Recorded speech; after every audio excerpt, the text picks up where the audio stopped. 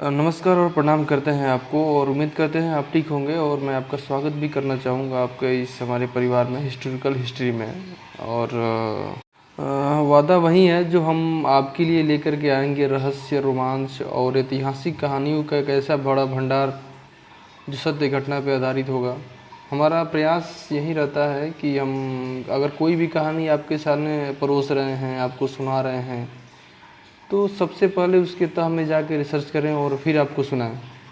वो हमारे और आपके बीच का ट्रस्ट बनाने के लिए ऐसा हम प्लान करते हैं। शुरुआत करने से पहले हम आपसे निवेदन करेंगे कि अगर अब तक आपने हमारे चैनल को, इस हिस्टोरिकल हिस्ट्री, हमारे परिवार को, अगर आपने यूट्यूब पे सब्सक्राइब नहीं किया तो प्लीज़ इसे सब्सक्राइब करें और बेल आइकन को भी दबाना ना भूलें, क्योंकि कभी कभी ऐसा होता है कि कहानियों का कोई ऐसा नोटिफिकेशन मिस हो जाता है जो हमारे और आपके लिए इम्पोर्टेंट हो, मतलब जो जिसकी जानकारी हमें रखनी चाहिए थी और मिस हो जाए तो काफ़ी परेशानियाँ भी मतलब होती है एक साइड से अगर देखा जाए तो। तो आते हैं आज के सब्जेक्ट पे। आज हम बात करेंगे बिहार के बारे में। बिहार में स्थित एक सिवान डिस्ट्रिक्ट, जो पहले ये सिवान, छपरा, गोपालगंज एक साथ में ही था, एक सारण जिला के ऐसे नाम से ही था, उस पर भी कभी बात करेंगे। लेकिन आज हम बात करेंगे सिवान के बारे में। सिवान में एक गांव है जीरादेई। जीरादेई में वहाँ से दो नाम बहुत चर्चित रहे हैं जीरादेई से। एक तो देश रत्न भारत के प्रथम राष्ट्रपति डॉक्टर राजेंद्र प्रसाद जी हैं, और मुझे लगता है कि भारत के सबसे बड़े फ्रॉड, जहाँ तक मेरी जानकारी में है, भारत के सबसे बड़े फ्रॉड, सबसे बड़ा नाम एक आता है नटवर लाल के। तो आज हम नटवर लाल के ही बारे में बात करेंगे और उनके ज़हीन दिमाग के बारे में बात करेंगे, उनके कारनामों के बारे में बात करेंगे। मैं थोड़ा करीब से इसलिए सुना और जाना हूँ कि मैं वहीं का रहने वाला हूँ।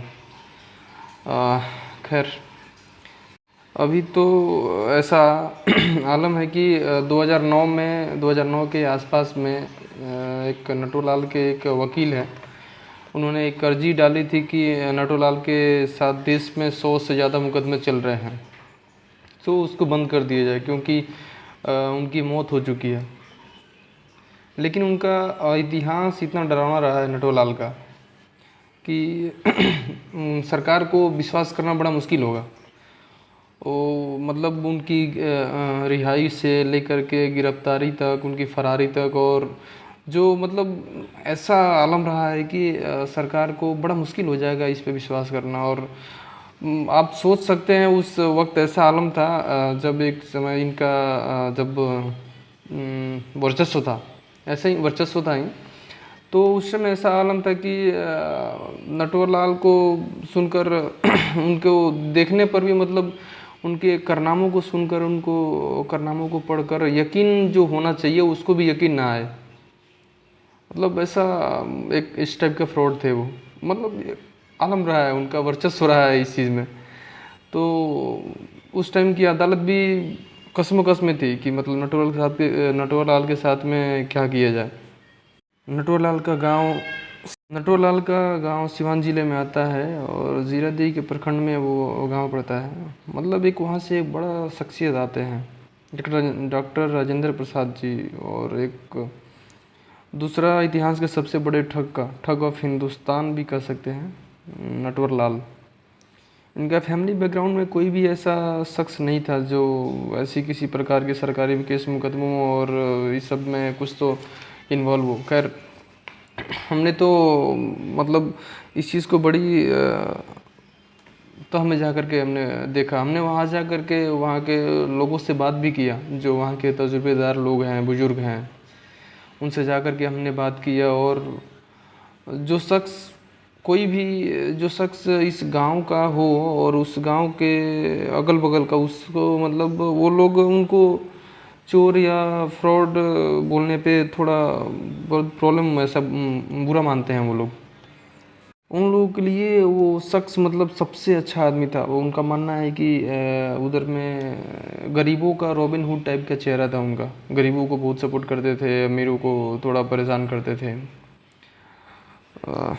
तो उनके एरिया में ऐसा वर्चस्व रहा है और वहाँ के लिए वो रॉबिन हुड थे, ऐसा वो उस गांव के अगल बगल के गांवों के लोगों का मानना है।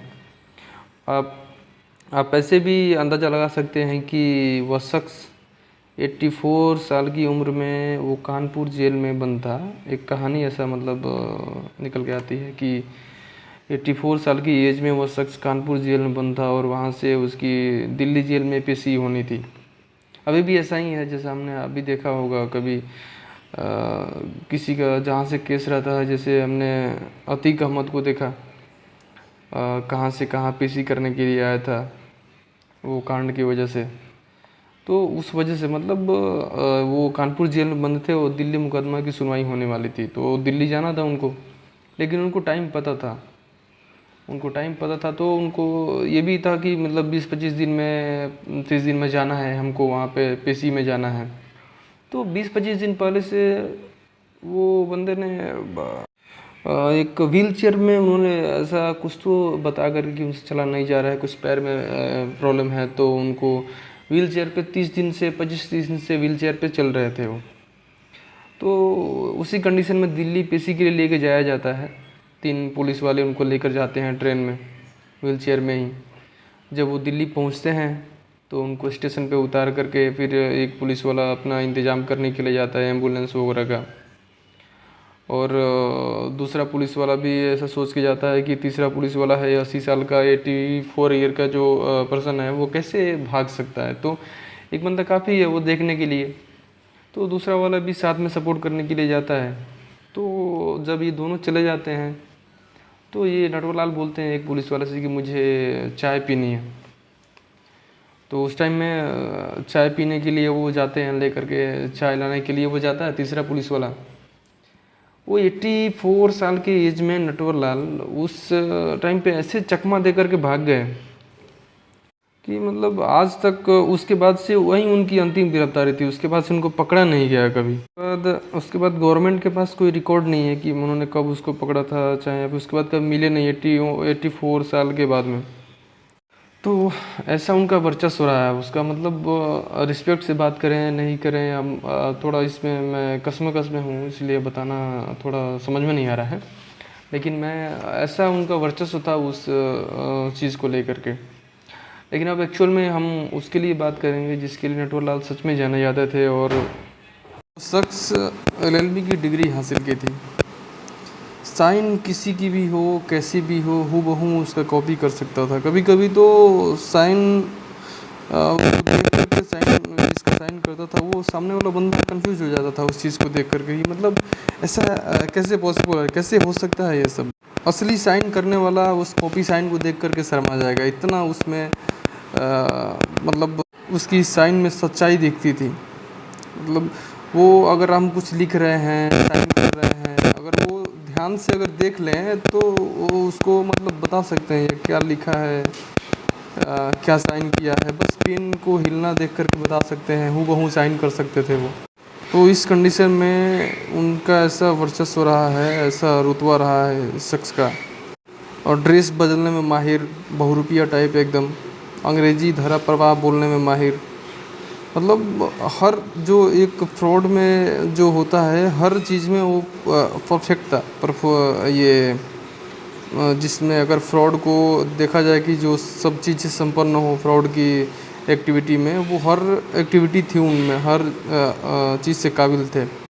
और एक बात ये जब की है, जब राजीव गांधी प्रधानमंत्री थे और चुनावी माहौल था, उस टाइम पे वो कनॉट प्लेस में जा कर के एक वॉच के शॉप में बड़ी बड़ी बातें बोल करके मैं प्रधानमंत्री ऑफिस से हूँ ऐसा बोल करके घड़ी का 150 घड़ी का ऑर्डर करके 150 घड़ी का कॉस्ट था 1.5 लाख, झूठ बोल करके कनॉट प्लेस में मंगा करके रिसीविंग दे करके फेक साइन करके उस टाइम पे उन्होंने 1.5 लाख का फ्रॉड करके वो घड़ी लूट लेता है उस कनॉट प्लेस से।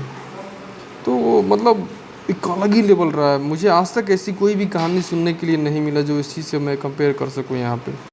और सबसे इंटरेस्टिंग स्टोरी ये है कि उन्होंने ताजमहल को 3 बार बेच दिया था, लाल किला को 2 बार बेच दिया था, उस टाइम पे जब राजेंद्र प्रसाद प्रधानमंत्री थे तो उनके लिखावट में हूबहू उनका ही साइन करके उन्हें संसद भवन को बेच दिया था। और जब संसद भवन को बेचा था हमारे देश के सारे सांसद उसी में थे। मतलब एक बार तो उन्होंने राष्ट्रपति भवन तक को बेच दिया था। तो ऐसा फ्रॉड में ऐसा उनका जलवा रहा है। तो हालांकि ये सब सारे गवर्नमेंट के रिकॉर्ड में है कि ताजमहल को 3 बार, 2 बार लाल किला को, 1 बार राष्ट्रपति भवन को बेच करके। तो मतलब इसका एक्चुअली गवर्नमेंट रिकॉर्ड में उन्होंने मुकदमा दर्ज भी है उस टाइम पे। जो सरकार की ओर से पनिशमेंट मिला था, जो सज़ा मिली थी, उस सज़ा के अकॉर्डिंग उनको 140 साल जेल में रहना था। लेकिन अपने ठगी के कैरियर में बस उन्होंने 20 साल ही जेल में रहा। वहाँ से भागते रहे, फिर जाते रहे, भागते रहे। फ्रॉड केस दुनिया भर का ऐसा उनका माहौल में उनका बना करके उन्होंने रखा था उस टाइम पे। तो ये कहानी थी नटवर लाल की। आज के लिए बस इतना ही। माफ़ी चाहूँगा अगर कोई भी कसर रह गया हो कहानी सुनाने में। हम आपके प्यार और स्नेह के आभारी हैं। गलत सही का पता तभी चलता है जब सामने वाला बताने वाला हो, सच्चाई से रूबरू कराने वाला हो। तो उम्मीद करता हूँ कि आप हमारे गलत सही पे ध्यान दे करके हमें ज़रूर बताएंगे कमेंट करके। और प्लीज़ वीडियो को लाइक करना नहीं भूलें। अगर सब्सक्राइब नहीं किए हो तो प्लीज़ सब्सक्राइब करें। और मैं प्रयास करूँगा कि अच्छा से अच्छा कहानी लेकर के आऊँ, अच्छा से अच्छा तरीके से सुनाऊँ ताकि आपको समझ में आए। तो प्लीज़ आप ज़रूर हमें सपोर्ट करें और इस चीज़ को सपोर्ट करेंगे तो ही हम आगे भी बहुत इंटरेस्ट होकर के आपके साथ में काम कर पाएंगे। इजाज़त चाहेंगे। धन्यवाद आपका।